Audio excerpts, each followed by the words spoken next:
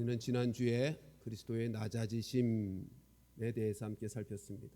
낮아지셔서 우리를 구원하시는 은혜가 있었다 하는 것입니다. 낮아지심에 대한 말씀을 우리 빌립보서 2장 6절로 8절 말씀을 통해서 확인했죠. 우리 함께 다시 한번 읽어보십시다. 시작.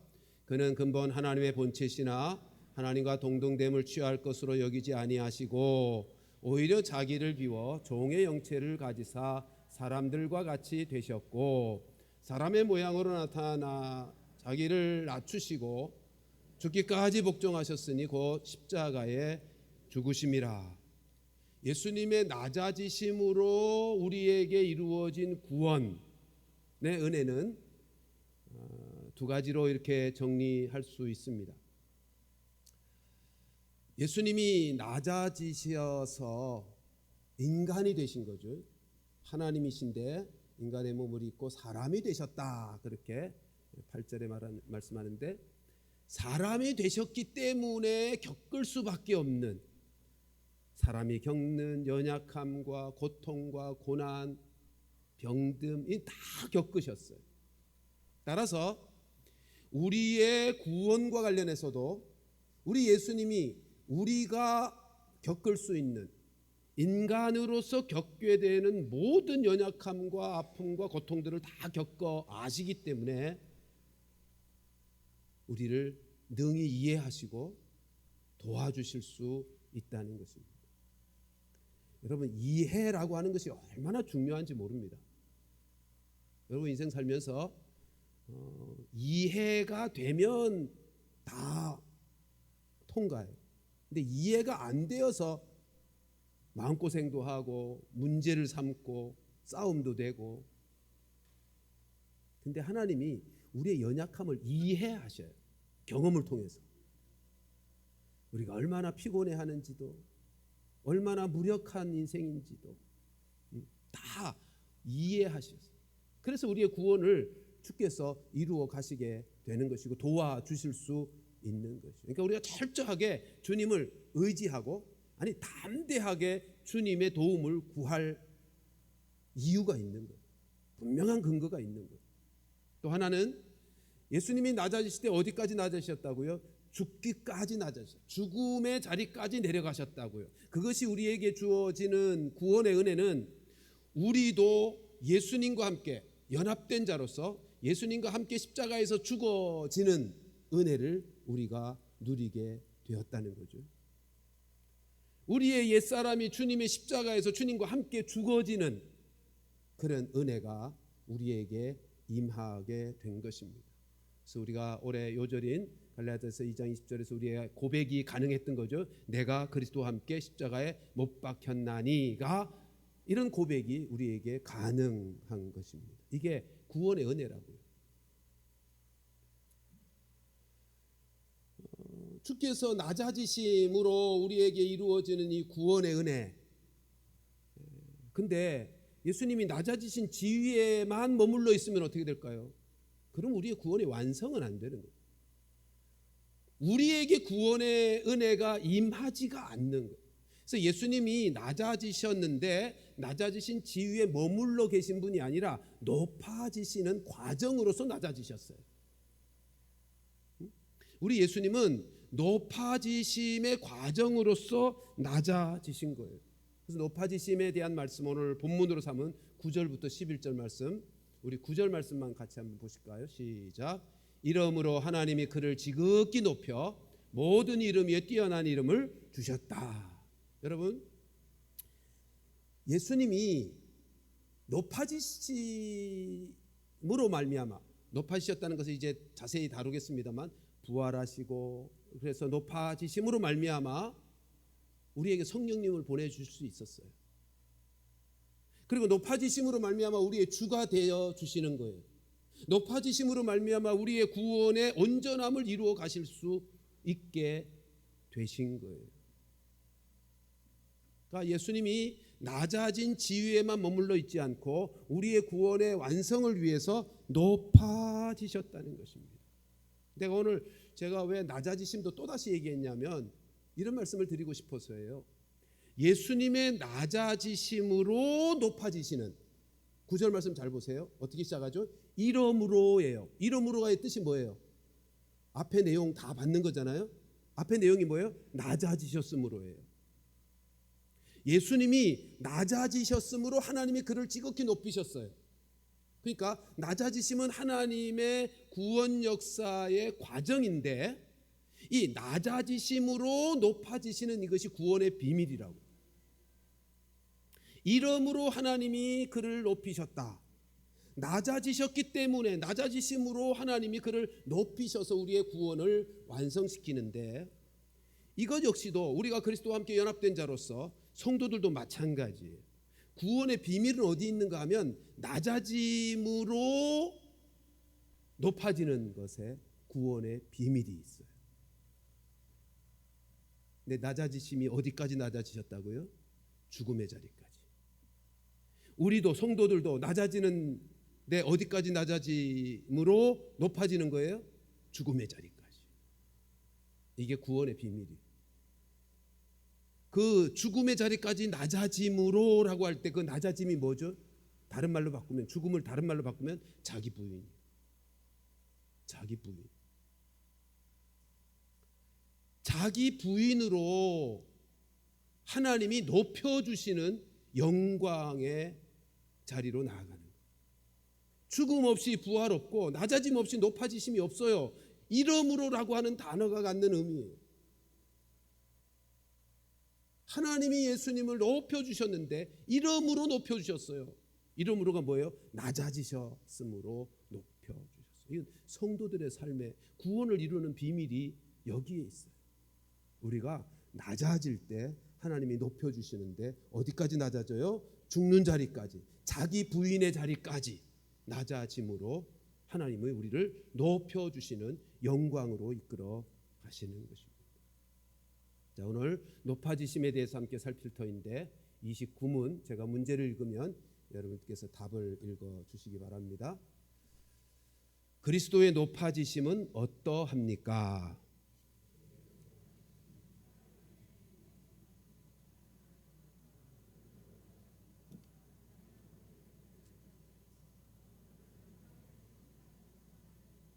여러분 여기 그리스도의 높아지심을 네 가지로 소개하고 있습니다.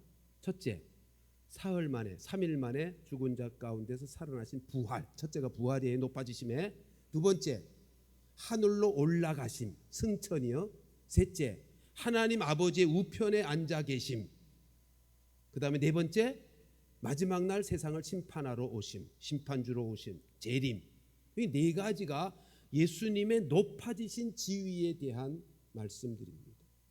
첫째는 부활을 생각하십시다. 에베소서 1장 20절 말씀 같이 보십시다. 에베소서 1장 저 뒤에 있을 텐데요. 성경 구절. 에베소서 1장 20절 말씀 같이 읽습니다. 시작. 그의 능력이 그리스도 안에서 역사하사 죽은 자들 가운데서 다시 살리시고 하늘에서 자기 오른편에 앉으사. 자기 오른편에 앉으사는 좀 이따가 보고요. 죽은 자들 가운데 다시 살리셨어요. 여기 그의 능력이 누구를 말씀하시는 거예요? 하나님의 능력이 그리스도 안에서 역사해서 죽은 자들 가운데서 다시 살아나게 하셨어요. 살리셨어요. 부활이요, 부활. 만일 예수님이 부활하지 않았다면 어떻게 됐을까요? 만일 낮아지심으로 희생하심으로 끝났다면, 그랬다면 성령이 오실 수가 없었겠죠. 성령이 오실 수 없었을 뿐만 아니라 우리의 구원이 우리에게 적용되지 않았을 거예요. 그러니까 예수님이 부활하셔서 다시 사셨기 때문에 성령님을 우리 가운데 보내실 수 있었고요. 우리의 구원이 예수님께서 행하신 모든 구원의 은혜가 우리 가운데 적용될 수, 실현될 수 있게 된 거예요. 다시 사셔서 살아나셨기 때문에. 그러니까 예수님의 부활은 반드시 우리의 구원을 위해서 필요했던 높아지심의 과정이죠. 자, 그러면 예수님이 우리를 위해서 하시는 차원의 은혜고 예수님의 부활이 우리에게 미치는, 우리의 구원과 관련해 우리에게 미치는 은혜는 무엇일까? 두 가지를 살펴보려고 하는데요. 하나는 우리도 부활한다는 거죠.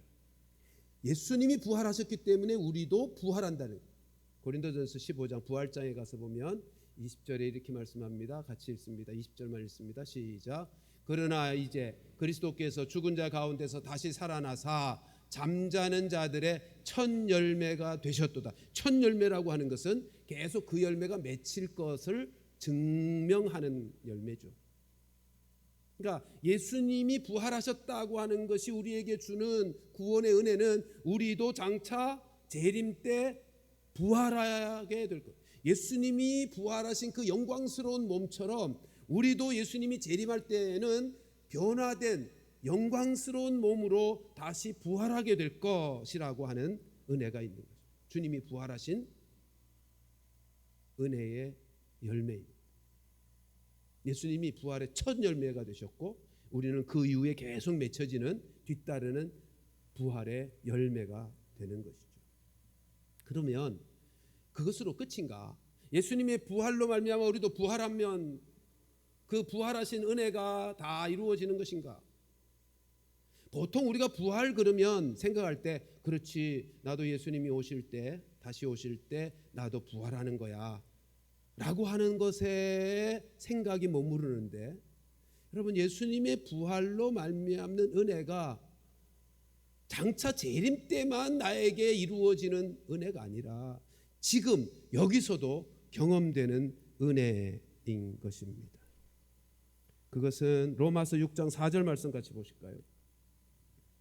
로마서 6장 4절.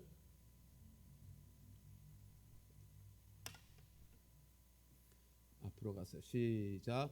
그러므로 우리가 그의 죽으심과 합하여 세례를 받음으로 그와 함께 장사되었나니 이는 아버지의 영광으로 말미암아 그리스도를 죽은 자 가운데서 살리신과 같이 우리로 또한 새 생명 가운데서 행하게 하려 합니다. 예수님의 부활로 우리에게 현재 지금 여기에 주어진 은혜가 뭐냐면 우리로 새 생명 가운데서 행하게 하는 거예요. 뒤집어 말하면 예수님이 부활하시지 않았다면 우리로 새 생명 가운데서 행할 수 없게 되었을 것입니다. 예수님이 부활하심으로 우리 안에 새 생명이 왔고 우리가 새 생명 가운데서 행할 수 있게 된 거예요. 그러니까 그런 차원에서 보면 부활의 생명이라고 하는 것은 단회적인 것이 아니고 점진적인 것이에요. 새 생명 가운데서 행하여 가는 과정의 문제라고, 과정의 차원이라고. 부활의 사건이 예수님의 재림 때는 우리도 예수님의 부활체처럼 변화된 영광스러운 몸으로 그때는 단회적으로 부활의 은혜가 우리에게도 적용되겠지만 예수님이 부활하심으로 오늘을 사는 우리들에게는 지속적으로 그 은혜가 임하는데, 그 은혜가 뭐냐면 새 생명 가운데서 행할 수 있게 하는 은혜란 말이에요. 비유로 들자면 애벌레가 누에고치의 과정을 거쳐서 나비라는 예쁜 영광을 만나게 되죠. 죄인된 인생들이 나비라고 하는 영광에 드러나기 전까지 누에고치라고 하는 과정을 거치는데, 그게 여기서 말하는 새 생명 가운데서 행하는 과정이에요. 자, 이 표현을 잘 보세요. 새 생명 가운데서 행하는 거예요. 그럼 무슨 생명이 있는 거예요? 옛 생명이 있는 거죠. 아까 서두에 말씀드렸던 것처럼 예수님의 죽으심으로 우리에게 미쳐진 은혜가 뭐예요? 구원의 은혜가 옛사람이 죽어지는 거예요. 그래서 우리에게는 새 생명이 주어졌고, 따라서 예수님이 부활하셔서 이 모든 것들이 우리에게 적용되었기 때문에 새 생명 가운데 우리가 행할 수 있게 되어졌어요. 이 말은 옛사람이 죽어짐을 전제하는 거라. 새 생명 가운데 행하게 되는 은혜가 예수님의 부활하심으로 우리에게 주어진 은혜고, 이 은혜는 자기를 부인하는 그 삶을 살아가게 되는 은혜예요. 이게 예수님이 부활하심으로 우리에게 주어진 은혜라. 자기를 부인하는 거, 자기가 죽어지는 거, 여러분 이게 얼마나 치열한 싸움, 영적 싸움입니까? 이건요, 예수님이 부활하셔서 우리에게 이루어지는 은혜 없이는 안 되는, 할 수가 없는, 될 수가 없죠. 우리 자신은 우리의 옛사람을 죽이죠. 그러니까 예수님을 믿어서 새 생명을 가졌다는 것은 새 사람으로 살 수 있게, 새 사람 가운데서 행할 수 있게 된 가능성이 열린 거죠. 그렇죠? 전에는 옛사람으로만 살았어요. 근데 예수님이 부활하심으로 성령을 보내어 주셔서 이제는 우리가 새 사람으로, 새 생명으로 살아갈 수 있는 가능성이 열린 거라고. 그래서 권면하기를, 에베소서 4장 22절 말씀 보세요. 에베소 4장 22절로 24절 같이 읽으십시다. 시작. 너희는 유혹의 욕심을 따라 썩어져가는 구습을 따르는 옛사람을 벗어버리고 오직 너희의 심령이 새롭게 되어 하나님을 따라 의와 진리의 거룩함으로 지으심을 받은, 여기 너희는이 누구예요? 이미 예수 믿는 사람들이에요. 예수 믿는 사람들. 새 생명을 얻었어요. 그런데 새 생명으로 살아가는 일을 우리가 힘써야 돼요. 왜 이런 일이 벌어지죠? 여러분 성경에서 우리는 구원을 받았다고도 말하고 구원을 이루라고도 말씀하잖아요. 아시죠? 예수 믿었어요. 그래서 우리는 예수 믿어서 죄 용서함 받고 구원을 받았습니다라고 고백하잖아요. 찬송하고. 근데 빌립보서 2장 10절에 가면 너희 구원을 이루라고 말씀한다고요. 왜? 구원 받았으면 끝난 거지. 뭐 또 이루라고 하시나? 이게 왜 그렇다고요? 하나님의 나라가 이미 임했지만 아직 완성되지 않았기 때문에. 지금 보세요. 새 사람이 됐어요. 이건 예수님의 대속의 차원에서 새 사람이 된 거예요. 근데 성화의 차원에서는 새 사람을 계속 입어야 돼요. 구원은 두 가지로 우리가 생각해야 된다 그랬죠. 예수 믿어 죄 용서받아 의롭게 된 칭의의 구원이 있고, 그 다음에 예수님이 다시 오시기까지 점점 성화로 이루어지는 성화 구원, 예수 닮은 인격과 삶의 사람으로 온전케 되는 구원이 있는데, 그 두 가지 구원의 개념이 있기 때문에 이런 말씀이 가능한 거예요. 우리가 예수 믿어서 옛사람은 십자가에서 못 박혀 죽었어요. 그러면 옛사람 죽으면 끝난 건데 왜 또 옛사람을 벗어버리고 이렇게 말씀하는가? 그건 성화 구원 차원에서는 옛사람을 계속 벗어버려야 되는 거예요. 그게 영향을 미치고 있어요. 아직까지 구원이 완성될 때까지는 옛사람이 계속 우리에게 영향을 미친다고요. 그러니까 예수님이 부활하심으로 우리에게 주어진 구원의 은혜가 뭐냐 하면 우리가 새 생명 가운데서 행하게 되는 은혜인데, 따라서 그렇게 살 수 있게 되었으니 이제 우리가 힘써야 될 게 뭐예요? 자꾸 옛사람이 나를 붙들고 옛사람의 삶의 방식으로 살아가게 하려고 하면 그게 뭐예요? 내 생각, 내 감정, 내 뜻, 내 의지대로 살아가는 거예요. 그저 자꾸 죽이고 새 생명 가운데서, 새 생명은 어떤 생명이요? 내 안에서 성령께서 가르쳐 주시고 일깨우시고 감동 주시고 말씀하시고 그것을 따라 살아가는 생명이에요. 그렇게 살아가게 되는 은혜가 예수님의 부활로 말미암아 우리에게 주어지는 구원의 은혜다라고 하는 것입니다. 두 번째, 예수님의 높아지심의 첫 번째는 부활이고요. 부활의 은혜 두 가지를 생각했죠. 하나는 재림 때 우리도 부활할 것이다. 영광스러운 몸으로, 영원히 사는 몸으로. 또 하나는 새 생명 가운데 행하며 살아갈 수 있는 은혜가 우리에게 주어졌다 하는 것입니다. 두 번째로는 뭐죠? 오늘 답을 보면 승천이요.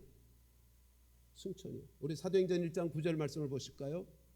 같이 읽습니다. 시작. 이 말씀을 마치시고 그들이 보는데 올려져 가시니 구름이 그를 가리어 보이지 않게 하더라.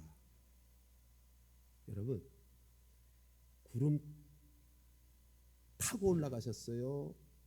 그냥 올라가셨어요? 우리 주일학교 때 구름 타고 하늘로 가신 예수님이 찬송 많이 불렀어요. 그죠? 근데 말씀 잘 보시면 그들이 보는데 올려져 가시니 구름이 가리웠지 구름 타고 올라가신 게 아니에요. 여러분 올라가셨어. 어디 가셨어요? 지금 어디 계실까요? 지금 어디 계세요? 하늘에 계세요. 그 하늘이 어디예요? 여러분 여기서 우리가 공간적인 개념으로 생각하시면 안 됩니다. 예수님이 이제 부활하시고 신령한 몸으로 변화된 몸을 가지고 계시는데 그분이 이제 육체로 우리와 함께 계시지 않는다 그런 의미예요. 가셨다는 것은. 근데 여기 하늘로 가셨다는 말은 이제는 모든 죄와 사탄의 권세를 이기시고 승리하신 왕이 되셨다 그런 뜻이에요.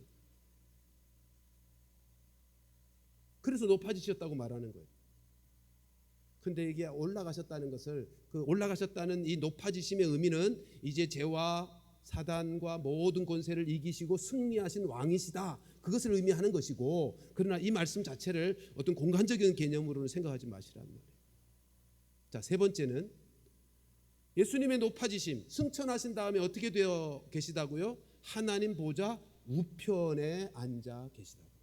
이게 세 번째 예수님의 높아지심의 지위인데 하나님 보좌 우편에 앉아 계시다라고 하는 것의 의미가 뭔가? 여러분, 하나님의 모든 권세와 능력을 위임받은 자이다 그런 뜻입니다. 오른편에 앉았다는 뜻이. 왕 되신 하나님의 왕권을 위임받은 왕이시다 그런 뜻이에요. 그러니까 예수님은 우리가 잘 아는 마태복음 28장 18절에서 그렇게 말씀하죠. 하늘과 땅의 모든 권세를 내가 나에게 주셨다. 그게 하나님 보좌 우편에 앉아 계시다라고 하는 것의 의미예요.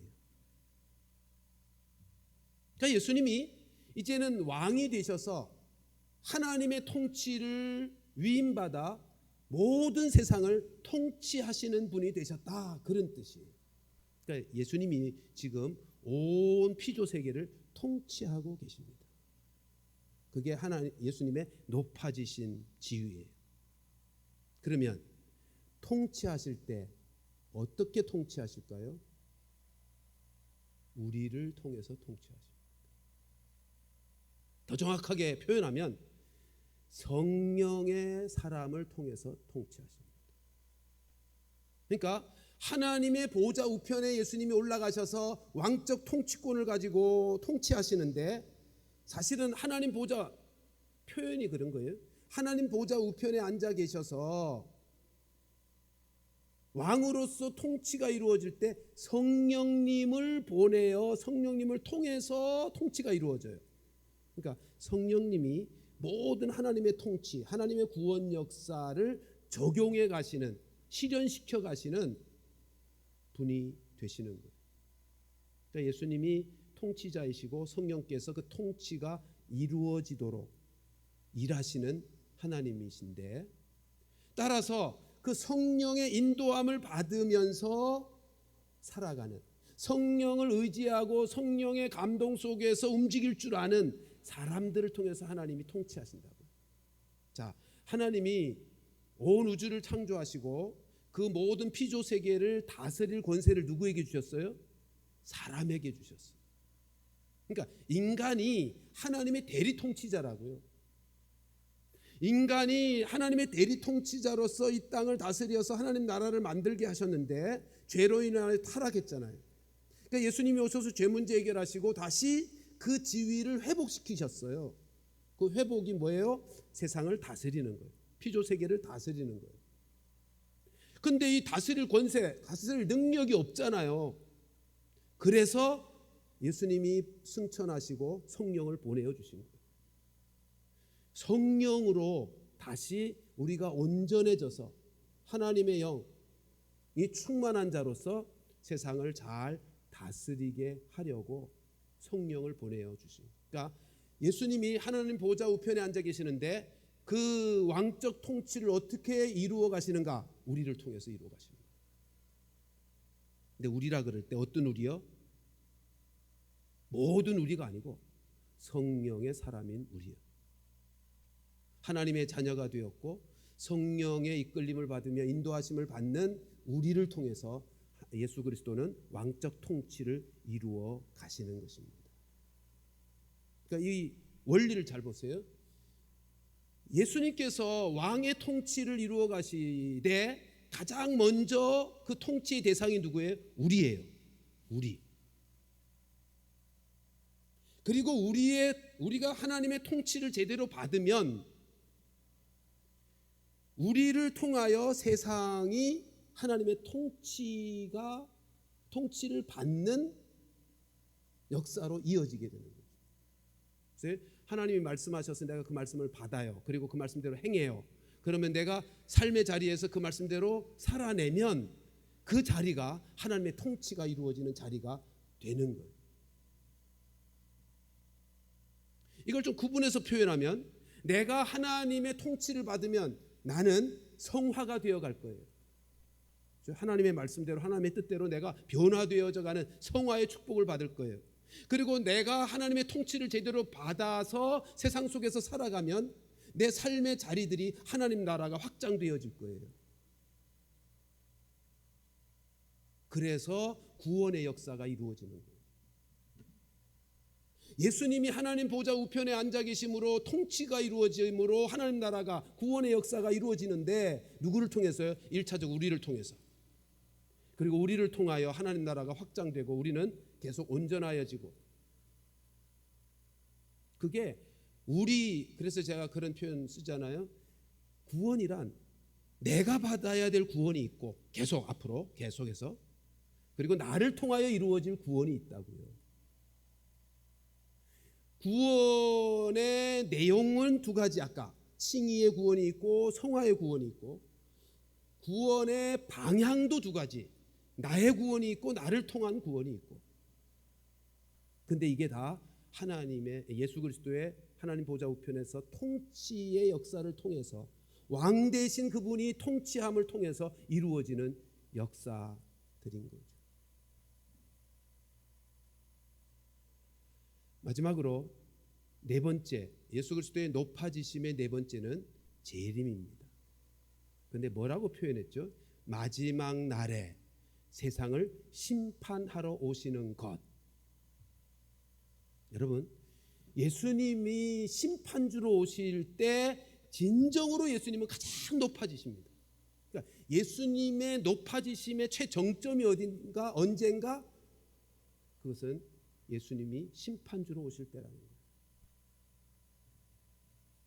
물론 그 이전에도 예수님은 높임을 받으시죠.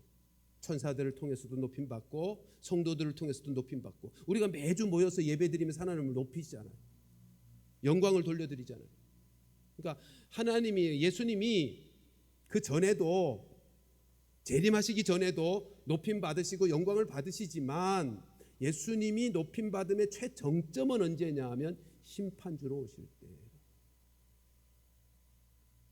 심판주로 오시면 믿는 우리는 구원의 은혜를 누리겠죠. 영원한 천국의 복락의 자리로 가겠죠. 그러면 믿는 우리를 통해서 주님이 얼마나 큰 영광을 받으시겠어요? 예?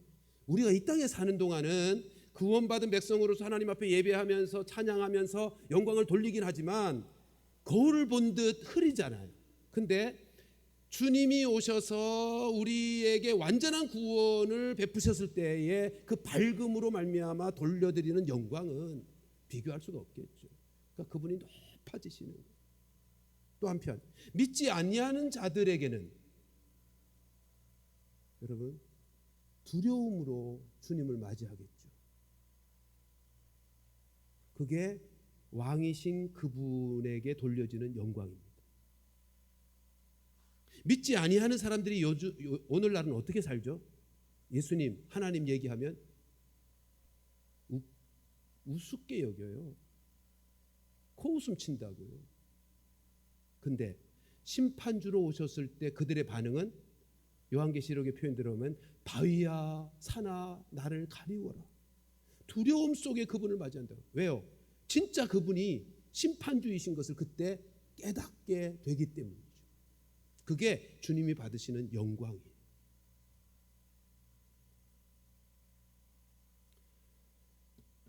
그들이 주님을 심판주로 비로소 알아차리고 두려워하게 됨으로 이루어지는 영광 말고, 우리가 이제 생각해야 되는 영광은 주님이 다시 오심으로 이루어질 구원의 완성이 이루어질 영광이겠죠. 주님이 재림하실 거예요. 다시 오실 거예요. 믿습니까? 네? 주님이 다시 오실 것이라고요. 그것이 우리에게는 소망이 되고 격려가 되는 거예요. 왜요? 주님이 다시 오시면 우리를 구원하시는데, 구원의 완성이 이루어지시는, 우리의 구원이 완성되게 하시는데, 보세요. 세상으로부터 완전하게 구원시켜요. 죄와 사단의 권세로부터 완전히 구원시켜 주셔요. 지금 우리가 이 땅에 살면서 얼마나 힘들어요. 예? 사탄이 끊임없이 유혹하고 우리를 넘어지게 하고 정신이 없잖아요. 어떤 때는 내가 왜 이러지?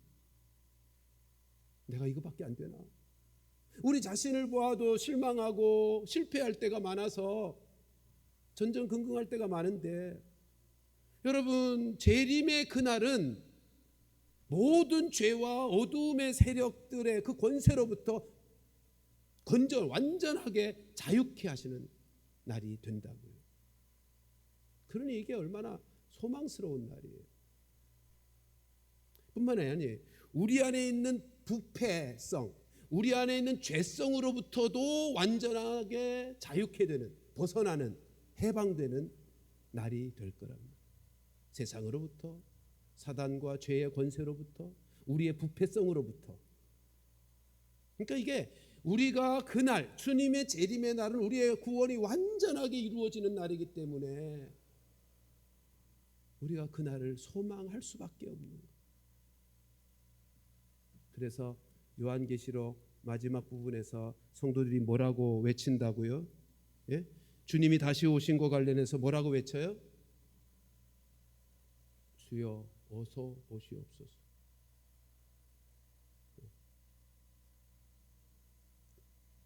우리가 주님의 높아지심의 최고의 정점의 날이 재림의 날인데, 그날이 우리에게는 가장 복되고 가장 행복한, 가장 기쁨의 날이 될 것이란 말이죠. 왜요? 모든 얽매임과 눌림과 연약함과 죄성으로부터 완전히 자유롭게 되는, 해방되는 날이 될 것이기 때문입니다. 그리고 그날이 있다는 것이 우리에게는 큰 격려가 되는 거죠. 지금 우리가 연약해서 헉헉거리고 때로는 넘어져서 상처투성이가 되어 진통하고 아파하기도 하지만, 그러나 주님이 우리의 구원을 완전하게 이루실 그날이 다가오고 있다는 사실이 믿는 우리들에게는 큰 격려가 되는 거예요.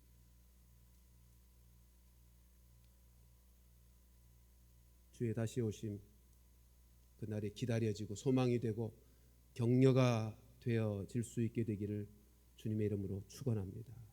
한 가지 더 하기는, 여러분, 우리는 그날이 소망이 되고 그날이 다가옴이 격려가 되겠지만, 아직까지 믿지 아니하는 내 가족들, 형제들, 이웃들, 그들은 그날이 두려움의 날이 될 것입니다. 끔찍한 저주의 날이 될 것입니다. 우리 그거 생각하고 내 믿지 아니하는 내 사랑하는 가족들과 벗들을 그날이 우리와 똑같이 소망으로 맞이하게 되는, 그리고 그날을 생각하면 격려가 되어서 이 세상에서도 힘있게 주의 뜻을 받들어 믿음으로 살아내는 그런 축복의 인생들이 되어지도록 저들을 위해서 계속 기도하고, 저들의 영혼이 주께로 돌아오도록 사랑으로 섬기고 전도하고, 그래서 영혼 구원의 역사가 우리를 통해서도 계속 이어져 갈 수 있게 되기를 주님의 이름으로 축원합니다. 기도하십시다. 하나님,